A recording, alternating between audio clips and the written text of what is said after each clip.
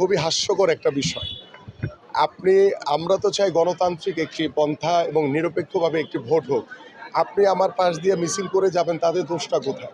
আপনিও তো যেতে পারেন আমার পাশ দিয়ে, আমি তো আপনাকে বাধা দিচ্ছি না। কারণ আপনারা ইচ্ছা করে এই ধরনের উস্কানিমূলক আচরণ করার মাধ্যমে আপনারা একটা অস্থিতিশীল পরিবেশ তৈরি করার চেষ্টা করছেন। বাট আমি দৃঢ়ভাবে বলতে পারি যে আমাদের এই ঢাকা 16 আসনে আমার প্রত্যেকটি নেতাকর্মীদেরকে কড়াকড়ি নির্দেশনা দেওয়া আছে যে কারো কোনো উস্কানিতে যাতে না পড়ে কোনো প্রকার কোনো অহেতুক কোনো অস্থিতিশীল অবস্থা তৈরি করা যাবে না।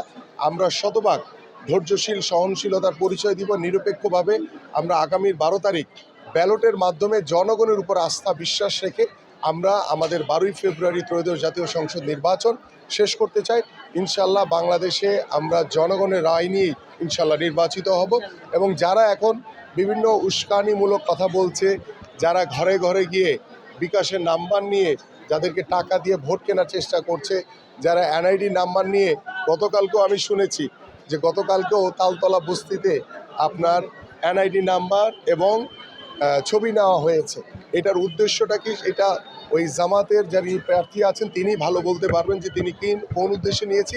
আমি আপনাদের মাধ্যমে জানাতে চাই যে এই বিষয়গুলো থেকে আমাদের সতর্ক থাকতে হবে, কারণ ভোটের সাথে এনআইডি কার্ডের কোনো সম্পর্ক নেই, ছবিরও কোনো সম্পর্ক নেই।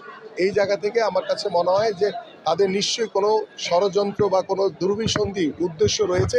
সেই উদ্দেশ্য বাস্তবায়নের জন্য তারা এই ধরনের কর্ম পরিকল্পনা করছে। যদিও আমরা প্রত্যেকটি বাসায় বাসায় আমাদের নেতা কর্মী এবং আমাদের নির্বাচন কমিশনেও আমরা বিষয়গুলো অবগত করেছি যে জামাতের প্রার্থী এবং তাদের নেতৃবৃন্দরা ঘরে ঘরে গিয়ে বিকাশের নাম্বার এবং এনআইডি নাম্বার নিয়ে একটি অস্থিতিশীল পরিবেশ তৈরি করার চেষ্টা করছি। আমি আমার এই এলাকার জনগণকে আশ্বস্ত করতে চাই, আপনারা স্বতঃস্ফূর্তভাবে ভোট কেন্দ্রে ভোট দিতে পারবেন ইনশাল্লাহ। আমার এই এলাকায় আইনশৃঙ্খলা পরিস্থিতি অত্যন্ত স্বাভাবিক আছে এবং অত্যন্ত শৃঙ্খলাবদ্ধ হয়ে আমরা চেষ্টা করছি একটি অবাধ সুষ্ঠু নিরপেক্ষ নির্বাচনের অপেক্ষায় রয়েছি। সো এখানে আইনশৃঙ্খলা পরিস্থিতি নিয়ে কোনো সমস্যা নেই এবং আমাদের নেতাকর্মীরা সকলেই সতর্ক রয়েছে। কেউ যদি কোনো বিশৃঙ্খলা করার চেষ্টা করে আমরা দৃঢ় হাতে সেটা দমন করবো ইনশাল্লাহ।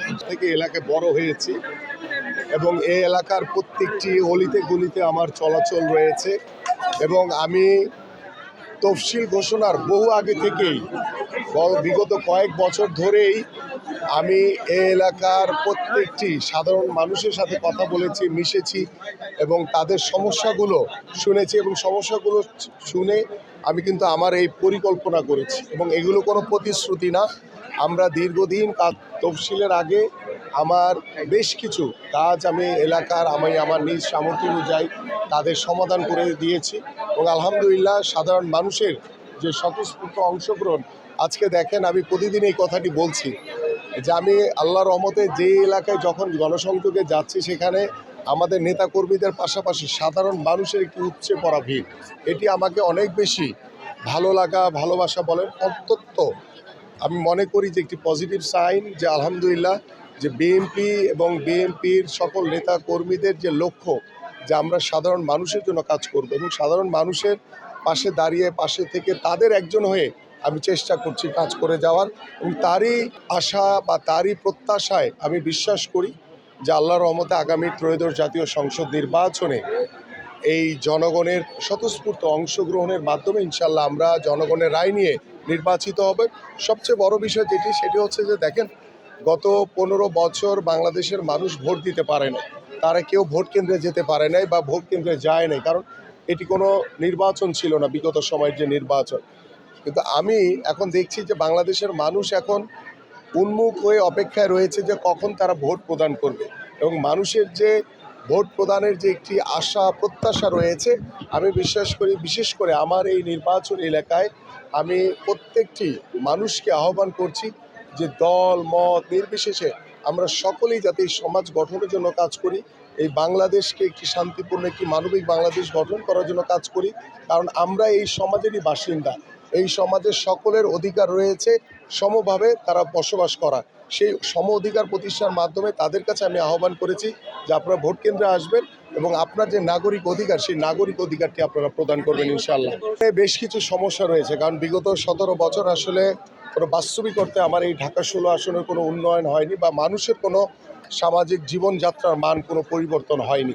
সেই জায়গা থেকে আমার কাছে মনে হয় যে আমাদের এখানে আমি যে এলাকাটি এই মুহূর্তে দাঁড়িয়ে আছি, শুধু এই এলাকা না, আমার এই পল্লবী সহ সারা বাংলাদেশের একটি বৃহৎ সমস্যা রয়েছে, সেটা হচ্ছে গ্যাসের সমস্যা। এবং এই গ্যাসের সমস্যা সমাধানের জন্য ইতিমধ্যে আমি আমাদের মাননীয় চেয়ারম্যান এবং আমাদের যারা দেশ গড়ার পরিকল্পনা নিয়ে যারা আমরা কাজ করছি, যারা এই পরিকল্পনাগুলো করে আমরা বাস্তবায়নের অপেক্ষা রয়েছি, আমরা চেষ্টা করব। বিগত সময়ে আমরা কি দেখেছি যে একটি সিন্ডিকেট গ্রুপ তার সিলিন্ডার ব্যবসাকে বাস্তবায়ন করার জন্য বাংলাদেশের প্রত্যেকটি ঘরে ঘরে গ্যাসের সংযোগ বন্ধ করে দিয়েছে।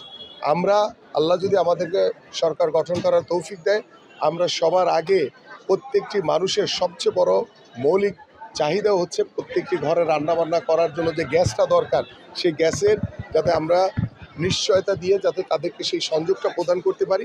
এবং আমরা পর্যালোচনা করে দেখব যে এটি আমরা সেই সিন্ডিকেট ব্যবসায়ীদেরকে বন্ধ করে দিয়ে যাতে সাধারণ মানুষ যাতে সত্যিকার অর্থেই সরকারের পক্ষ থেকে গ্যাসের সংযোগটি যাতে ঘরে ঘরে পায়, সেই বিষয়গুলো আমরা নিশ্চয়তা প্রদান করার সর্বাত্মক চেষ্টা করব। পাশাপাশি আমার এই এলাকায় মাদকের একটি বড় সমস্যা রয়েছে। আমরা ইতিমধ্যে আইনশৃঙ্খলা বাহিনীর সাথে আমি দীর্ঘদিন ধরে কাজ করছি, কিভাবে আমার এই এলাকাকে মাদক মুক্ত করা যায়, কিভাবে আমার এলাকাকে চাঁদাবাজ মুক্ত করা যায়, কিভাবে আমার এই এলাকায় কিশোর গ্যাং মুক্ত করা যায়। এই বিষয়গুলো নিয়ে দীর্ঘদিন কাজ করছি এবং আল্লাহর রহমতে অনেকটাই আমরা নিয়ন্ত্রণে রাখতে পেরেছি। আল্লাহ যদি আমাকে নির্বাচিত করে, আমি জিরো টলারেন্স নীতি গ্রহণ করে সর্বাত্মকভাবে চাঁদাবাজ মুক্ত, মাদক মুক্ত এবং কিশোর গ্যাং মুক্ত একটি সমাজ ব্যবস্থা গড়ে তুলতে পারবো ইনশাআল্লাহ।